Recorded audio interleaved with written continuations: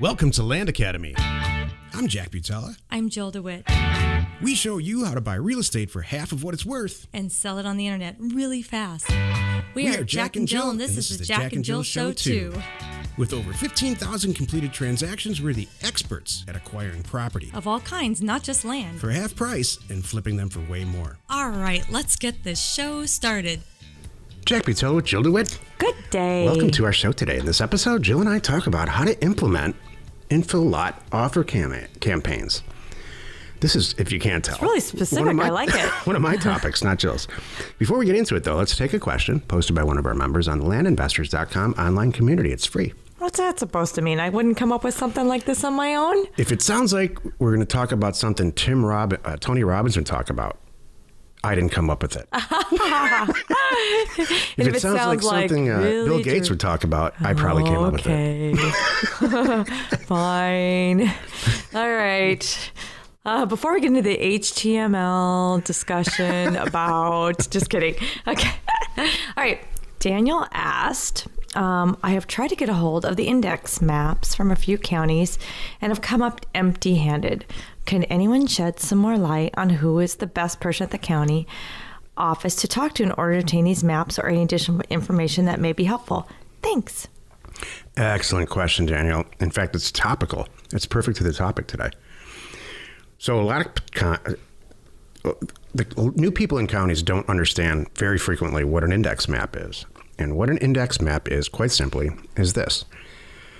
If you picture a map of a county, there are certain areas, when it got all subdivided, there are certain areas where the APN that starts with, let's say, 100 might be in the northeast corner. The APN that starts with 200 might be in the southeast corner. And it gets mapped out. It's a map that indexes, literally indexes, the APN scheme based on our numbers. So depending on where you're in the country, they don't call it an index map. They call it an APN map or a bunch of other stuff. Out west here, they do call it index maps, which is why that's what we call. But let's say that you talk to 19 people at the county and no one has any idea what you're talking about. Here's what you do. And this is really the show. This is the show. It's actually funny because it's like, you know what, I got to pause and interject here because you think let's be honest, they're real people. They may not have been there for a long time. They may be filling in for somebody. They may be brand new. They may just be busy eating cake. They may just be in their own little world and all they do is stamp things because that's all they do and pass them to the next person. So it's funny. You call the county and you think you're getting a wealth of information and like a formally trained librarian. Exactly. It's not like the librarian. Sometimes you will find yourself educating the county person who answered the phone. You're interrupting them. So, you're interrupting their cake eating experience. Jack, would you stop that? It's not nice. Because one person. So, but no, it's not just one. But anyway, so.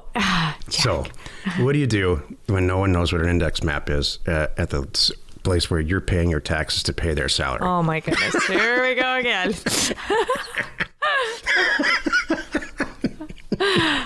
Boy. If you don't know what Redfin is, please drop what you're doing if you're not in a car and go to Redfin and get a free username and password and turn on the mapping function. And wherever you live, start searching around. What Redfin is a direct feed, IDX feed to the multiple listing service. And you'll notice that maybe half or less than half of the country is blacked out. And that's because they don't have, I think there's like 104 or 108 separate MLSs in the country. And they, just like RealQuest Pro and everybody else like us, have relationships with some of these MLSs, and some of them cooperate and some of them don't. The goal is to get them all, but at some point, you're going to find Redfin at some point in that endeavor. And you'll start looking around at all the property that's for sale. So take out houses and commercial property and just do land. Just click on land. And then even further than that, only look at land up to the maximum price is $50,000. Well, now you have yourself an effective index map. Mm-hmm. You're going to see. Because the goal here, can I? Yeah, go ahead. So what Jack's explaining is the reason you want an index back is you're trying to figure out what areas are really expensive, what areas are high price, medium price, low price. That's the goal. So Jack's Redfin example is a beautiful workaround here. What you want to do, so you never want to send out, unless you're Luke Smith, you never want to send out shotgun. Luke will send Blast. out, because Luke's got the huevos, Yes. to send out a $500 a lot offer for every single 5-acre property in the state of Arizona, or for example. Right. And he deals with that, how he deals with it effectively. Personally, what we do is, and this taps into the, let's just say that now we're talking about the show. Mm-hmm. This taps right into the show. Okay. This is how to implement infill lot offer campaigns very effectively. Good. So let's just get to the meat of the show and include This it is all. the meat of the show now. Good. So now you're looking at Redfin, and you've set the settings. I'll say them again, just so in case you missed it. You set Redfin to land only, and up to maximum of $50,000. I would set it lower, but you can't. That's their max. I mean, that's the minimum. So now you're looking at all over the country in participating MLSs, all the properties that are listed for less than $50,000, all the land. And you're going to look at, let's say, pick a state. I don't know, Arizona, pick any state that you can see in the screen, in the whole screen, like Colorado, let's say. And you'll see that in the southeast corner, it's a lot cheaper. In the center, where Denver is, it's really expensive. And you're going to start to see a pattern.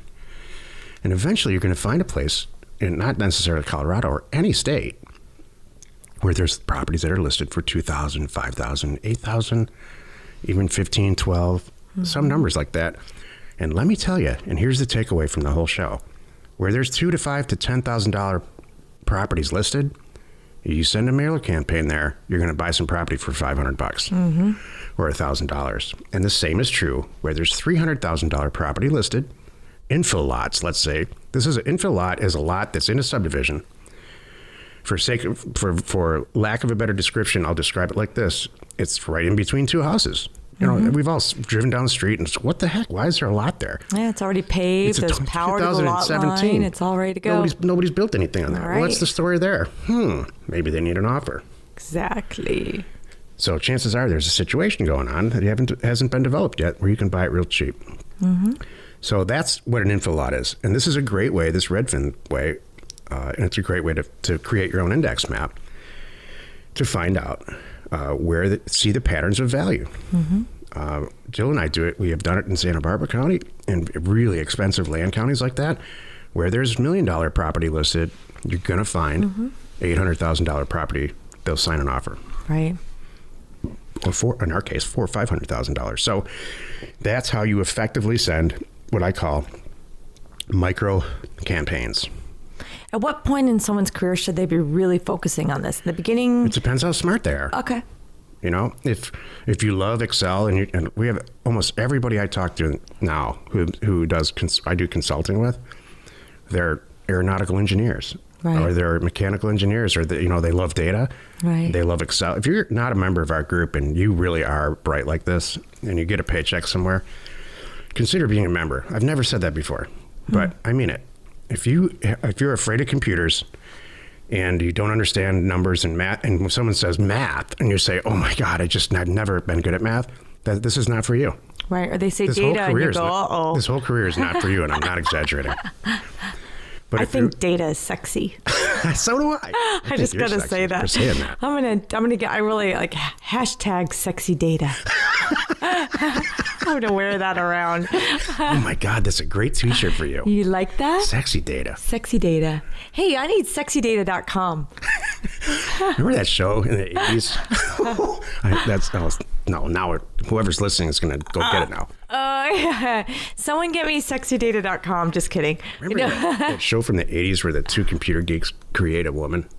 They out of their computers? Yes, of course. And Weird she Science. comes out, Weird Science. And the first thing she says is, "What do you two maniacs want to do first?" We might know that person. I fondly remember that movie. I know that. For a lot of reasons. Yeah. So anyway, now you're staring at some state that's got $300,000 property in one corner, $800,000 property in the middle, and $3,000 property in the bottom right. You have just created an index map. So start clicking through that stuff, because it turns out Redfin and the MLS, they force you to they force whoever's posting the property to post the assessor's parcel number. And so you will very quickly click through all these properties, and you're going to see the $3,000 property has an APN scheme of 102 through 213 or some numbers like that. And the $800,000, same thing. There's going to be a range. So now you're staring at the data that you pulled from RealQuest Pro. This is the exciting part. Oh, yay! I'm sorry. This is a sexy data point. I just woke up, Joe. This is the sexy part of the data. I'm sorry, Jack just turned to look at me, and that you really did have this exciting look at your face. You're just like, this is getting so fun. It's like cheating. I know. It's like printing money. It is. Like printing money if you do this. Why people haven't figured this out, I don't know. But it is exciting, and it is like cheating. But it's not. People it's gravitate legal. for the $100 It's an like acre inside property. information. I don't know why. This is your inside information. We have it. You want to make some serious money in this business? Forget about the $100 an acre property. Yes. That's just practice. Yeah. That's an example. So then now you're staring at the data in a spreadsheet that you pulled from RealQuest Pro based on this intelligent way that you've done this thing in Redfin. And you've got not thousands and thousands and thousands of records, a few hundred to, let's say, I don't know, 5,000, between 1,000 and 5,000 properties. And you know, because you're staring at it on Redfin, what 50% of everybody's got it listed for $100,000. Now you're going to start sending offers out for $40,000 to $50,000 and selling it for $75,000. Mm-hmm. And you're still far under the value, retail value, that it's just people are going to snap it up left and right. Yep. If you do everything right. So that, in a winded way, An exciting way. in a sexy data way, Yeah. is how you create your own index map without talking to the cake eaters. Oh my goodness. I had a thing up in our office a few years ago called "Let Them Eat Cake." was like, yes. Oh. You know, print it out off of a printer and stick it up with tape, kind of thing. Exactly. Oh boy. Join us in another episode where Jack and Jill discuss how to use information, that's me, And inspiration, that's me. to get just about anything you want. We use it every day to buy property for half of what it's worth and sell it immediately. You are not alone in your real estate ambition. All right, I felt like that episode of this silly little podcast that a lot of people listen to for some reason, I feel like That was a good one. that we conveyed some really valuable information. I think for the first time we had a beginning, a middle, and an end. And it wasn't a rant. It wasn't. We weren't upset about anything. No. It was actually positive. That was good. You really got excited there in the middle. I could just, that was you turned to me with this look and I'm like, wow, he's like jumping up and down in his seat. We haven't even talked about how to use it for buying houses, because that's exactly No. how Jill and I buy houses. That's even sexier. Using Redfin. Because the urban places in the world, it is. The urban counties are covered. Yeah, the rural ones So are a little good. tougher on Redfin. And you don't have to use Redfin. There's other places you can do it. Yep. There's none of them that are as reliable. And Redfin's got they spend $1 bajillion on their mapping function, so it's real easy to use. You can do it on your phone. You know, this reminds me of, this is where I was going with the sexy thing, because why it's on my mind, I was talking to a guy about, he's like, I went into flipping houses because this whole flipping land thing wasn't sexy. And I said, you know what? Well, when I look at my bank account, it's pretty sexy. yeah. He said, yeah, I get that now. So. My 1970 Oldsmobile Cutlass that I purchased from money that I flipped land with. That's is pretty really sexy. And that's how you get a girl like Jill, by the way. Thank you. So don't tell me it's not sexy. Money's not sexy, there's something wrong with you. That's right. Information and inspiration to buy undervalued property.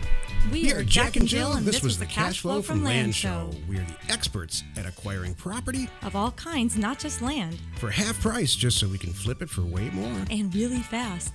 Thanks for listening. You are not alone in your real estate ambition.